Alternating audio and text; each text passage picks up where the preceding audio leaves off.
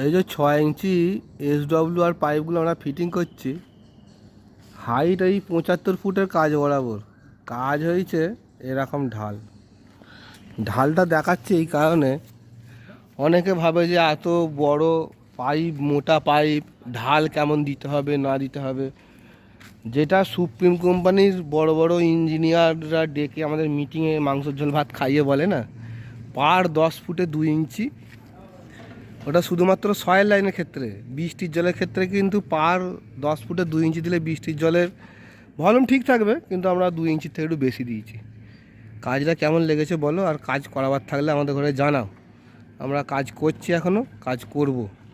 আর আমাদের কাজের সাইডেতে এটা লাইনটা হয়েছে SWR পাইপ দিয়ে, বৃষ্টির জলের লাইনটাকে একরকম ঢাল করে একদিকে, মানে ছাদের জলটা চারিদিকে যাতে না চাড়ায়। আর এইখানেতে কাজ চলছে এখনও, পাইপ গরম করে হিট গান দিয়ে লাগানো হবে এই দিকটা। এটা হিট গান দিয়ে তো পুরোপুরি হিট হবে না, ওই জন্য ভেতর দিকে একটু আগুন জ্বেলে দেওয়া হয়েছে। এটা ওই যে সলভেন্ট সিমেন্ট দিয়ে আমরা কাজ করছি, সলভেন্ট সিমেন্ট দিয়ে একটু লাগিয়ে বেস লাইন মেরে দিলে আগুনটা জ্বলে যাবে।